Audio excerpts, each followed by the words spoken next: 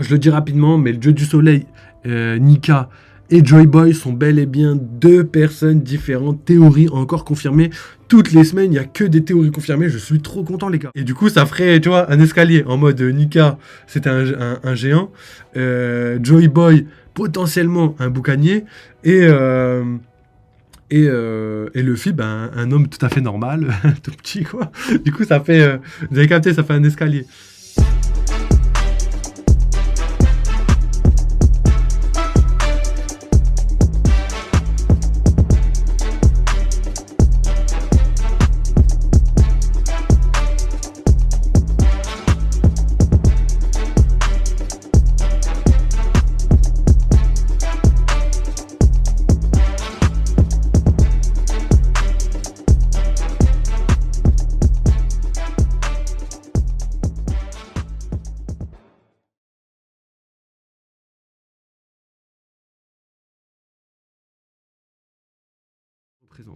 Ensuite, on a Vegapunk qui continue en parlant du siècle oublié et de la façon dont il s'est approché trop près du soleil. Donc voilà enfin la réponse de pourquoi on appelle ce chapitre les ailes d'Icare.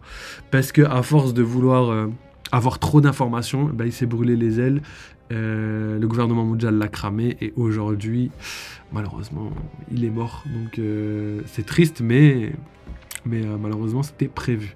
Et quand je dis qu'il est mort, il est pas mort les gars.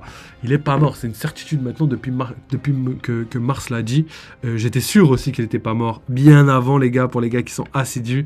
Tout comme Kuma, je savais qu'il allait pas mourir parce que on connaît Oda à force. Hein. À force, après 20 ans frérot, on connaît Oda. Hein. Et quand il tue quelqu'un, ça se sent, tu vois. Et la seule fois où il a tué quelqu'un sans que ça se sente, c'était à Wano. C'était vraiment à la fin de Wano avec la mort du frère de Okiku. Ouais, c'est vrai, c'est ça, Okiku, un truc comme ça. Et aussi Ashura aussi qui nous a quittés. J'ai dit ça comme s'il existait vraiment. Mais en tout cas, malheureusement, ces deux personnages, même je crois qu'il me semble qu'il y a quelqu'un d'autre, sont morts. Et ça, c'est quelque chose auquel on s'y attendait pas. Et pour Kaido et Big Mom, j'ai espoir qu'ils puissent revenir. D'ailleurs, Big Mom l'a dit elle-même qu'elle allait revenir. Et pareil pour X-Drake, il avait 1% de chance de survie. Donc je pense qu'il n'est pas mort. Je pense qu'il est présumé mort. Et en plus, c'est ça qui est bien avec Oda, c'est que quand il dit que quelqu'un est mort, il le écrit bien mort, tu vois. Et X-Drake, il a dit qu'il n'était pas réellement mort. Et, enfin, pas X-Drake, pardon, mais plutôt Hawkins. Hawkins, il a dit qu'il était potentiellement mort avec ses 1%, mais il n'a pas dit il est mort. Et pareil pour Kaido et Big Mom. Je crois que là, par contre, il a dit qu'ils étaient morts, mais je crois qu'il l'a pas dit lui-même, il l'a dit, il l'a fait dire par les fans, je crois. Pas par les fans, mais par les personnages du manga. Il a dit comme quoi c'est plutôt les personnages qu'on dit que Kaido et Big Mom étaient morts. Et ça, c'est très probable. C'est très probable que ce soit une interprétation de personnage et pas réellement la réalité. Mais bon, je sais qu'il y a beaucoup d'entre vous qui pensent qu'il est mort et qu'il n'y a aucun intérêt scénaristique à les ramener. Mais évidemment que c'est qu'il y a des intérêts. Vous vous rendez compte? Imaginez, je sais pas, moi j'ai un rêve, c'est que Barbe Noire reforme les Rocks, tout simplement. J'ai un rêve que Barbe Noire reforme les Rocks. Je sais pas, on sait qu'il a récupéré le fruit de Moria. J'aimerais bien qu'il ressuscite Barbe Blanche. J'aimerais bien qu'il ressuscite Ace là en mode zombie et tout. J'aimerais bien aussi que tous ceux qui sont vivants ou présumés vivants, Shiki, machin chose et tout, puissent, même H d'Argent, tout ça, puissent rejoindre l'équipage de Barbe Noire. D'ailleurs, H d'Argent était sur la ruche avant que Barbe Noire investisse les lieux. Donc ça se peut que Barbe Noire lui a fait un délire de Davy Backfight, tu vois. Mais peut-être en plus sérieux, tu vois. Parce que je pense qu'il y a le Davy Backfight de Foxy, mais il y a aussi le Davy Backfight, mais des pirates, tu vois. Vrai Davy Backfight, tu vois. Et du coup, je pense qu'il a rejoint l'équipage contre son gré, mais à la manière de comment on rejoint l'équipage des Rocks, quoi. Une fois que tu es dedans, tu peux mourir, tu peux tuer tes collègues, etc. etc. Donc, je pense que l'esprit de Xebec va vivre dans l'équipage. Donc, moi, c'est ça l'intérêt de faire revenir Big Mom et Kaido. Et du coup, ça ferait vraiment un ennemi de taille, tu vois. Un ennemi de taille contre les Mugiwara. Imaginez, chaque Mugiwara doit se taper un empereur ou ce qui reste d'un empereur. Ce serait Ce serait la fin du manga. Et après, quand je dis Mugiwara, je pense bien sûr, pas forcément un V1 et pas forcément juste un Mugiwara. Mais en tout cas, Sanji, Zoro et Luffy, à leur prime, genre prime de fin de manga, je pense qu'ils ont leur chance. Hein. Je pense qu'ils ont leur chance. En tout cas, Zoro Sanji, je pense, enfin Zoro Luffy, je pense que c'est logique. Et Sanji, je pense que oui, peut-être contre un empereur moins fort, tu vois. Contre Big Mom, par exemple. Moi, je vois bien Zoro battre Kaido, Luffy battre Barbe Noire, et Sanji battre Big Mom, tu vois. On sait que Big Mom l'a pris pour la marier, machin chose. Aujourd'hui, Sanji pourrait renverser la vapeur. Et du coup, il y aurait toujours la hiérarchie entre Zoro et Sanji. On sait que Zoro et Sanji, ils sont proches en termes de level, même si Zoro domine d'une certaine manière, parce qu'on a vu les primes qui passent les unes après les autres, et on a compris que Oda aime bien les mettre sur un pied d'égalité, tu vois. Et quand on voit aussi comment Sanji traite Zoro sur Egghead, on voit quand même qu'il y a une rivalité existante, tu vois. C'est un peu comme Barbe Blanche, on va dire Barbe Blanche et Roger. Tu vois, on a Roger d'un côté et Barbe Blanche. Mais par contre, Roger, il va pas one-shot Barbe Blanche. Je pense que c'est impossible, ça. Je pense que c'est impossible. Mais par contre, à la finalité, c'est que Roger gagne contre Barbe Blanche. Ben, je vois pareil pour Zoro et Sanji. Et pour moi, je vois bien Sanji battre un empereur moins fort que celui de Zoro à la fin du manga. Ça pourrait être légendaire. Et par rapport au scénario, comment on pourrait intégrer ça à l'histoire? Et ben, soit Barbe Noire rejoint les Tenryubito pour détruire la Terre, soit Barbe Noire s'allie à Luffy pour détruire les Tenryubito. Donc là, on voit clairement que Luffy pourrait pas battre les Tenryubito solo. Je sais que c'est dur peut-être à entendre, mais ça pourrait être l'ennemi imbattable, tu vois. Et après, on voit Luffy et Barbe Noire le one-shot, et à la fin, Barbe Noire dit, de toute façon, moi, mon rêve, toi, t'as atteint ton rêve, c'était d'être le roi des pirates, et ben moi, mon rêve, c'est d'être le roi du monde, donc aujourd'hui, je vais prendre le monde. Et là, Luffy et Barbe Noire, malheureusement, après la Grande Guerre, vont devoir s'affronter pour le titre de l'homme le plus fort du monde, et en même temps, l'homme le plus libre du monde, tu vois.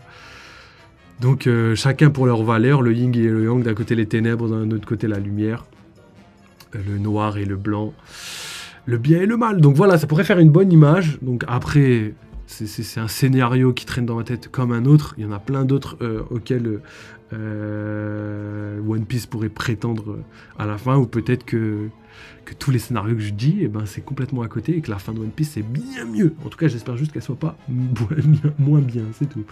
Ok. Ensuite... on continue, on a donc Im Amarijois qui réagit silencieusement, donc le retour d'Im-sama, le retour de Doflamingo. On a quand même un beau chapitre qui arrive. Et pour continuer, on a Vegapunk qui dit que son deuxième péché est d'avoir continué ses recherches sur les poneglyphes et le siècle oublié. Évidemment, les gars. Donc ça, déjà, c'est une certitude. On l'avait déjà dit il y a... Je crois la première fois qu'ils ont parlé de péché, on l'avait dit. On l'avait dit. Déjà, le premier péché... D'ailleurs, si vous avez regardé la dernière vidéo là, avec Sam Nino sur l'épisode, on en a parlé longuement. Parce qu'on a parlé justement des deux péchés. Et effectivement, j'avais émis l'hypothèse que, pour moi, la manière dont Vegapunk... raconter ses péchés, c'est-à-dire que il parlait de sa mort, il parlait de quelqu'un qui voulait attenter à sa vie, je crois que ça se dit comme ça, et il parlait justement des péchés. Et dans cette phrase, dans la construction de la phrase, on comprenait que la personne qui tue, c'est envers lui qu'il a fait les péchés, et c'est pour ça qu'il va se faire tuer. Et du coup, vu qu'on sait que c'est le gouvernement mondial qui les a tués, c'est-à-dire que les péchés sont pas des péchés qui sont mauvais pour, par exemple, un lecteur, tu vois, n'importe quel lecteur dirait, bah c'est pas un péché, il a le droit de savoir, frère, il a le droit de lire les siècles oubliés. Mais d'un point de vue des Tenryubito, c'est le plus grand péché, j'ai envie de dire. Donc, pour moi, Vegapunk, c'était logique que ce soit un des deux péchés. Donc là, il nous manque juste un péché, donc je sais pas c'est lequel l'autre. Je sais pas s'il l'a dit dans ce chapitre, ou s'il le dira plus tard, ou peut-être qu'il a fait exprès de pas le dire, mais pour moi, clairement, ça c'était logique. Le fait qu'il ait lu les poneglyphes, c'était un des deux péchés. Donc ouais, non, je vois pas c'est quoi les péchés en question. Donc on verra, mais je sais pas. Ensuite, pour terminer sur Vegapunk, on a donc Vegapunk qui dit qu'il ne sait pas tout ce qui s'est passé, il sait pas tout ce qui s'est passé, mais qui va commencer à raconter ce qu'il sait. Donc ça, c'est ouf. Donc on sait déjà, ça c'est lourd, parce que ça montre à quel point, même en sachant tout ce qui se passe à enfin, avoir toutes les informations d'Ohara, etc., avoir lu les contes des géants et tout, eh ben, il connaît pas tout. Mais il connaît énormément de choses. Et ce qui est lourd, c'est que là, dans les prochaines phrases, il va mêler les connaissances d'Ohara, et vous allez comprendre pourquoi, et les connaissances d'Elbaf. Et là aussi, vous allez comprendre pourquoi. Donc, je vous dis. Alors, pendant que Luffy attaque à nouveau Valkyrie en utilisant le Gear 5, donc là, let's go Luffy, c'est la 3e fois qu'il utilise le Gear 5. Donc, Gear 5, Kizaru machin chose, il tombe à terre. Il mange Gear 5, combat contre Saturne, combat contre tous les Tenryubito, contre tous les Gorosei, tout ce que vous voulez, il court partout, etc. Il est KO, il remange. C'est-à-dire que là, la puissance qu'il a dû débloquer, elle est plus grande que la puissance qu'il a dû débloquer contre Kaido. Donc ça, c'est fou. En termes d'endurance, en termes de... Vous avez capté, hein. On n'a pas vu le Bajrangun, vous avez vu, mais vous avez compris, mais vous voyez clairement où je veux en venir. Et du coup, là, c'est la 3e fois qu'il utilise le Gear 5, après avoir mangé le hara, donc c'est le poisson séché, là, du requin séché, je crois, je ne sais plus, mais c'est un truc hyper nutritif, mais en même temps pas très très bon. Donc là, on a encore un Gear 5, donc les gars, où il va aller comme ça? À quel moment, tu vois, là, on comprend qu'il pousse ses limites dans les derniers retranchements. Donc ça veut dire que là, la fin de Egghead peut pas découler sur un combat qui s'étend sur la longueur, où chacun aura son membre du Gorosei à battre. C'est impossible. Même en tant que lecteur de base, je pense que tout le monde a compris que c'était pas possible. Donc là, il y a une tension énorme sur le fait que les Gorosei sont invincibles, infatigables. Déjà, quand tu vois Luffy se fatiguer 3 fois, et que par exemple Saturne est toujours là, il se promène, il fait tout ce qu'il a à faire, sans se fatiguer, vous comprenez déjà que l'endurance, c'est pas leur point faible. Pareil pour la résistance du fait qu'ils puissent se régénérer à l'infini. Parce qu'en fait, si je compare bien la régénération et l'endurance, c'est pour une raison simple, c'est parce que l'endurance, ça aurait pu, on a déjà vu ça dans beaucoup de mangas, que des personnes soient immortelles, se régénèrent tout seuls, mais à force de se régénérer, ils se fatiguent jusqu'au point où la régénération ralentit. Et là, on a l'impression que c'est pas du tout le cas. On n'a pas l'impression que c'est le cas. En tout cas, que là, pour l'instant, la puissance que Luffy a débloquée pour les blessés, etc., eh ben, ça a pas du tout ralenti. C'est-à-dire que la puissance nécessaire, si c'est réellement comme ça qu'ils doivent être battus, eh ben, elle est encore tellement infime pour pouvoir les battre. Donc ça, c'est fou. Ça c'est fou. Et ça, j'aime beaucoup la manière dont Oda apporte les choses. Donc pour moi, personnellement, actuellement, je pense que c'est pas comme ça qu'on va les battre. Je pense qu'il y a une manière très spéciale de les battre, mais que c'est pas comme ça. Donc on verra ça plus tard. Mais pour l'instant, je pense que... Enfin, on verra. On verra, mais je pense que pour l'instant, on pourra pas les battre aussi facilement. Il y a quelque chose à faire pour pouvoir les toucher. Alors... Pendant que Luffy attaque à nouveau Valkyrie en utilisant le Gear 5, donc ça on vient de le lire, Vegapunk parle d'une personne née il y a 900 ans dans un royaume très avancé. Née il y a 900 ans dans un royaume très avancé, donc ça pour moi c'est des informations colossales. Enfin on a la confirmation que Joy Boy est né... c'est ouf d'ailleurs, avec les autres informations d'après, c'est ouf. Est né du coup dans l'ancien royaume. Après, c'est peut-être pas l'ancien royaume, mais là, il y a vraiment énormément de chances pour que ce soit l'ancien royaume. Ensuite, il parle d'une personne qui avait un corps qui s'étirait et combattait comme le dieu soleil, Nika d'Elbaf. Comme le dieu soleil, Nika d'Elbaf. Ah non, du coup, ouais, ça compte pas. Parce que je me suis dit, mais attendez, si un mec, il vient... d'il y a 900 ans d'un royaume très avancé, ça veut dire que, vu qu'après on a la confirmation qu'il vient, que c'était marqué Nika d'Elbaf, je me suis dit, bah non, bah il vient de là-bas. Et non, du coup là, attendez, on a trop d'informations. Premièrement, je le dis rapidement, mais le dieu du soleil, Nika et Joy Boy sont bel et bien 2 personnes différentes, théories encore confirmées. Toutes les semaines, il n'y a que des théories confirmées. Je suis trop content, les gars. Les gars, n'hésitez pas à me dire si vous étiez là je sais pas, moi, il y a même pas un mois où je disais même il y a bien plus longtemps pour les plus anciens, si vous êtes vraiment chaud. Il y a 6 mois déjà, je tenais ce genre de discours. En tout cas, pour Nika et Joy Boy, dès le début, je savais que c'était 2 personnes différentes parce que la manière d'amener les choses montrait que c'était pour moi 2 personnes différentes. Donc dites-moi les gars si vous étiez là quand je le disais à l'époque. Parce que ça, frère, je suis trop content. Enfin, tout se passe comme prévu pour l'instant. pour ça, c'était comme prévu. On a aussi d'autres théories confirmées, mais là, c'est vraiment des théories d'il y a très très longtemps. Donc, théorie confirmée, Nika et le dieu du soleil, donc Nika, le dieu du soleil, et Joy Boy sont deux personnes différentes. On a deux autres informations. L'origine des deux personnages. C'est-à-dire qu'on a Nika, le dieu du soleil, il venait d'Elbaf. Donc, Nika était un géant potentiel. Je dis bien potentiel, parce qu'on sait qu'à Elbaf, il n'y a pas que des géants. Mais on peut supposer, on peut spéculer. Et en plus, ce serait pas mal, parce qu'on a vu la taille gigantesque de Joy Boy. On a vu que Luffy c'était un peu plus petit, mais qu'il utilisait tout le temps des techniques de géant. Et du coup, ça ferait, tu vois, un escalier. En mode Nika, c'était un géant. Joy Boy, potentiellement un boucanier. Et Luffy, ben, un homme tout à fait normal, tout petit, quoi. Du coup, ça fait... vous avez capté, ça fait un escalier. Et si je vous dis que Joy Boy est un boucanier, c'est pour l'information qui suit. Son nom était Joy Boy, c'est l'homme qui a pris la mer et qui est le premier pirate de l'histoire. Et on sait que les premiers pirates de l'histoire, c'était des boucaniers, donc des personnes qui vivaient, je dirais pas en marge de la société, mais en mode plus côté sauvage, c'est-à-dire qu'ils chassaient, ils mangeaient eux-mêmes, ils avaient vraiment cet instinct de voyage, même ils avaient leur culture par rapport à Nika, c'est ça qui est marrant. Le Curupira, là, je sais pas comment il s'appelle là, mais ça faisait partie de leur croyance, et le Curupira, c'est vraiment l'inspiration de Nika.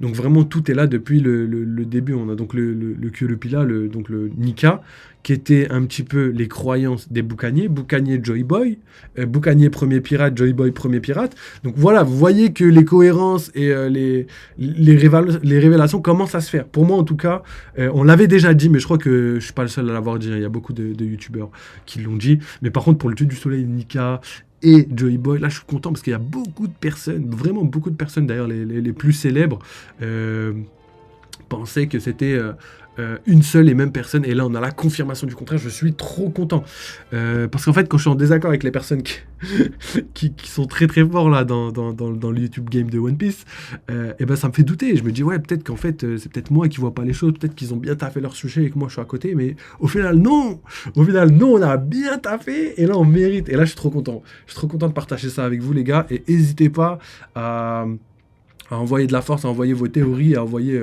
vos commentaires là, pour ceux qui étaient là dès le début. Là, j'ai hâte de voir qui avait vu et qui était d'accord avec moi. D'ailleurs, je vous ai vu parce qu'on en a parlé déjà dans d'autres vidéos, et il y avait déjà des commentaires qui me disaient mais moi aussi je pense ça et tout. Donc les gars, on est ensemble et je suis trop fier de moi. Donc assez content de ça, et du coup on se termine donc sur le fait que Joy Boy était le premier pirate. Donc voilà, on a les origines de Joy Boy, on a un petit peu l'histoire du passé de la piraterie IRL, qui se calque un petit peu sur l'histoire de la piraterie il y a très longtemps. Et ça c'est super bien parce que ça montre à quel point Oda avait déjà la maîtrise de son manga, en tout cas de ces éléments-là. En tout cas Joy Boy, Nika et Luffy, Dieu du soleil, tout ça, il avait déjà tout ça depuis très très longtemps. Et là, on en a la preuve. Pourquoi ? Parce qu'en fait, on sait qu'Oda, il a lu tous les livres qui étaient possibles sur la piraterie. Il les a lus parce que c'était un domaine qui lui plaisait, énormément. C'est quelque chose qu'il adorait. Et du coup, il a vraiment bossé ce truc bien avant One Piece. Et même pendant son premier manga, il bossait ça, tu vois, il lisait beaucoup, il apprenait beaucoup de cette culture, entre guillemets, et il a décidé, après, de faire un manga sur One Piece. C'est ça qui l'a poussé à faire un manga sur One Piece. Donc, ça veut dire que, logiquement, si tu as étudié ça énormément, tu es obligé de tomber là-dessus, parce que dans l'histoire de la piraterie, c'est simple. Tu veux savoir d'où vient l'origine de la piraterie, ben là, comme on l'a dit, boucanier, etc., etc., etc. Et du coup, là, on a les informations par rapport au fait que, à l'ancienne, il a dû avoir ces informations, tu vois. Nous, la piraterie, on connaissait quoi ? Peut-être Barbe Noire, on connaissait, avec Pirates et Caraïbes, Davy Jones, des trucs comme ça, tu vois. Sauf que quand tu bosses le sujet, t'es obligé de tomber sur les boucaniers et leur inspiration et tout. Du coup, ça veut dire que même avant de commencer, franchement, je pèse mes mots, mais je suis sûr et certain qu'avant de commencer One Piece, il avait déjà tout ça. ou pendant qu'il commençait One Piece, il avait déjà tout ça. Parce que il avait les notions de trésor, de roi des pirates, il avait des notions, tu vois, de très profondes de la piraterie que la plupart des gens, ils n'avaient pas, tu vois. Et c'est que depuis Jack Sparrow et tout que les gens ont commencé à apprendre un peu plus de la piraterie. Avant, on en parlait vite fait, tu vois. On connaît quoi, la famille pirate, les trucs comme ça, mais c'est tout, tu vois. Il n'y avait pas vraiment de culture autour de la piraterie. Et au final, on voit aujourd'hui que Oda s'est inspiré des ancêtres de Joy Boy, mais aussi du coup en lien avec les boucaniers, des croyances des boucaniers IRL par rapport au Curupira. Donc c'est quelqu'un qui a une lance, qui a des membres qui se déforment et qui a non pas l'écharpe mais les cheveux au vent, quoi, les cheveux au vent comme si c'était des flammes. Et du coup, bah, c'est ultra cohérent par rapport à tout ce qu'on vient d'apprendre comme information. Donc je suis archi content, je trouve ça légendaire. En tout cas, bravo à Oda qui nous a régalé, et à tous ceux aussi qui ont théorisé là-dessus, parce que je sais que je suis pas le seul, j'ai vu des Anglais, j'ai vu Goji, je crois, hein, il me semble que c'était Goji, hein. J'ai vu Goji aussi faire cette théorie, j'ai vu plein d'autres personnes parler de ça, donc franchement, bravo à vous, parce que c'était vraiment les informations qui nous manquaient, et ça, je kiffe de ouf. Donc voilà les gars.